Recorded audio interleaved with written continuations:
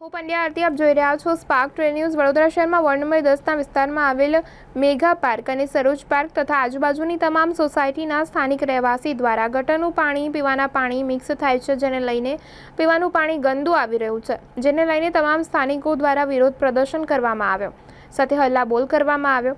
ગંદા પાણીની રજૂઆત વારંવાર કરવામાં આવી છતાં આનો નિકાલ આવતો નથી। વડોદરામાં જે આજે સ્થાનિકો દ્વારા વિરોધ પ્રદર્શન નોંધાવવામાં આવ્યો, નજીકમાં જ બીજેપીના વોર્ડ નંબર 10ના કોર્પોરેટર લીલાબેન મકવાણા પણ રહે છે, તેમને પણ રજૂઆતો કરવામાં આવી। તેમના દ્વારા કોઈપણ જાતના પગલાં લેવામાં નહોતા આવતા, જેથી આજે રોષે ભરાયેલા તમામ સ્થાનિકોએ ગંદા પાણીને લઈને વિરોધ પ્રદર્શન કર્યો છે, જેથી ગંદુ પાણી આવવાથી લોકો બીમાર પડે છે, રોગચારો જે ફાટી નીકળે છે, પરંતુ કોર્પોરેશનના અધિકારીઓને પેટનું પાણી પણ હાલતું નથી, જેથી તમામ સ્થાનિક રહેવાસીઓ દ્વારા વિરોધ પ્રદર્શન નોંધાવવામાં આવ્યો। અમને ચોખ્ખું પાણી અમને ચોખ્ખું પાણી ન્યાય આપો ન્યાય આપો। મેગા પાર્ક સરોજ પાર્ક સોસાયટી આવેલી છે, જે અહીંયા ઇતર રસ્તો આવેલો છે। એ સોસાયટીમાં શાંતિ પાર્ક છે, મેગા પાર્ક છે, સરોજ પાર્ક છે, અક્ષય પાર્ક છે, આ સોસાયટીઓ આવેલી છે, જે આ રસ્તો સંત કબીર સ્કૂલ થઈને ભાયલી જાય છે। આ રસ્તાની અંદર આવેલી આ સોસાયટીઓની પ્રી મોન્સૂન કામગીરી બાબતમાં અમે રજૂઆતો કરેલી છે। પ્રી મોન્સૂન કામગીરીની અંદર ગટરો સાફ થાય છે, કચરો બહાર કાઢીને લેવામાં આવતો નથી, પ્લસ જે ડ્રેનેજનું પાણી પીવાના પાણીની અંદર મિક્સ થઈ જાય છે, જેના કારણે ઘણા ઘરોની અંદર સ્કિનના રોગ થયા છે, રોગચાળો થયો છે, કમરા જેવા રોગો થયા છે, કોલેરા જેવા રોગો થયા છે। આ રોગો એવા જીવલેણ રોગો થયા છે કે ભવિષ્યમાં આ સોસાયટીઓની અંદર ભયંકર રોગચાળો ફેલાય એવી શક્યતાઓ છે। વોર્ડ નંબર 10ની અંદર અધિકારીઓને વારંવાર રજૂઆતો કરવામાં આવી છે, અધિકારીઓ સાંભળતા જ નથી।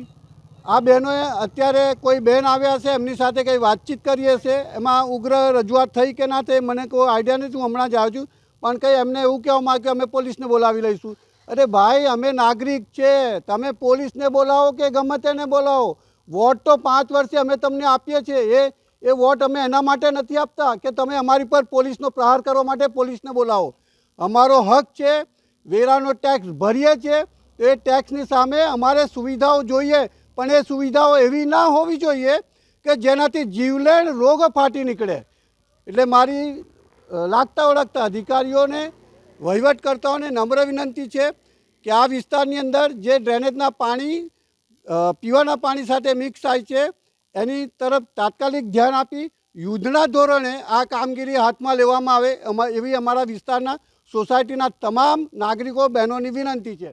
મકરંદ દેસાઈ રોડ ઉપર મેગા પાર્ક અને સરોજ પાર્ક નામની સોસાયટી આવેલી છે। એમાં ઘણા દિવસથી છેલ્લા 1.5-2 મહિનાથી ગટરનું ગંદુ પાણી પીવાના પાણી સાથે મિક્સ થઈને આવે છે। આ પીવાના પાણીનો સેમ્પલ છે જેની અંદર એકદમ આરપાર દેખાઈ રહ્યું છે કે પાણી કેટલું ગંદુ છે। આવું પાણી અમને પીવા માટે મળે છે, આને અમે ગમે એટલું ફિલ્ટર કરીએ છીએ તો પણ અમારા સોસાયટીની અંદર ઘણા બધા નાના બાળકો અત્યારે વેકેશનમાં ઘરે ને ઘરે છે, એ પણ બીમાર છે। વેકેશન માણવાના બદલે એ લોકો ગંદુ પાણી પીને બીમાર થઈ રહ્યા છે, બુઝુર્ગ લોકો પણ બીમાર પડી રહ્યા છે। આની ફરિયાદ અમે કોર્પોરેટરને, અમારા નજીકમાં જે કોર્પોરેટર રહે છે એમને, પછી વોર્ડ ઓફિસે ઘણી બધી વાર કરી છે। આજે સવારે 9 વાગ્યાથી અમે તમામ લેડીઝ કોર્પોરેટરની ઓફિસ જઈને ત્યાં જઈને કહીએ છીએ કે આવી રીતના ગંદુ પાણી આવવાથી અમારા ઘરના વ્યક્તિઓ બીમાર પડે છે। ત્યાંથી અમને એવું કહેવામાં આવ્યું છે કે તમારી પણ જવાબદારી છે ને, તમે પણ કંઈક પગલાં લો, પાણી ગરમ કરીને પીઓ। તો પાણી ગરમ કરીને પીવા માટે અમે સરકારને વેરો નથી ભરી રહ્યા। ભલે અમે પાણી તો બહારથી મંગાવીને પીએ, પણ નાવાના પાણીનું શું?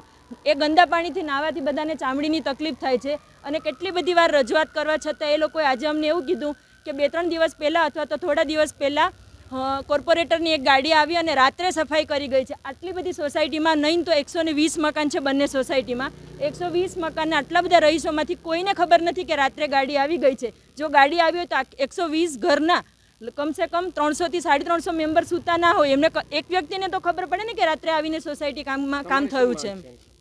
અમારી એ જ માંગ છે કે અમારી જે ડ્રેનેજ લાઇન છે એ ક્લીન કરો વહેલામાં વહેલી તકે, અને પીવાનું, નાવાનું, બધું વાપરવાનું ચોખ્ખું પાણી અમને મળે, અને અમારી સોસાયટીમાંથી આ ડ્રેનેજની જે પાણીની વાસ આવે છે એ સૌથી પહેલાં નુકસાન થાય। સોસાયટીમાં અમારા ઘર પાસે પાણી લીક થાય છે, સાંજે જ્યારે કોર્પોરેશનનું પાણી આવે છે ત્યારે ત્યાંથી પાણી નીકળી અને સોસાયટીના છેલ્લા નાકા સુધી એ પાણી ભરાય છે અને મેઇન લાઇનમાંથી પાણી લીક થાય છે. જમીનમાં આઈ થિંક 10 ફૂટ નીચે જે પાણીની પાઇપ હશે ત્યાંથી પાણી લીક થઈને ઉપર આવે છે. એણે ડામરનો રોડ ફાડીને ત્યાંથી જે પાણી બહાર નીકળે છે અને એ પાણી સાંજે 6 વાગે જ્યારે અમારે 5 થી 6 પાણી આવે છે ત્યારે સોસાયટીના છેલ્લા ગેટ સુધી પહોંચે છે. હવે આ પાણી ભરાઈને હમણાં તડકો છે, પછી ચોમાસું આવશે, પાણી ભરાઈ રહેશે એટલે મચ્છરનો ઉપદ્રવ વધશે અને લોકો વધારે બીમાર પડશે. એટલે અમારી એ જ માંગ છે કે અમારા સોસાયટીના આટલા બધા જે પ્રશ્નો છે ડ્રેનેજના અને પાણીના એનું વહેલામાં વહેલી તકે સોલ્યુશન મળે.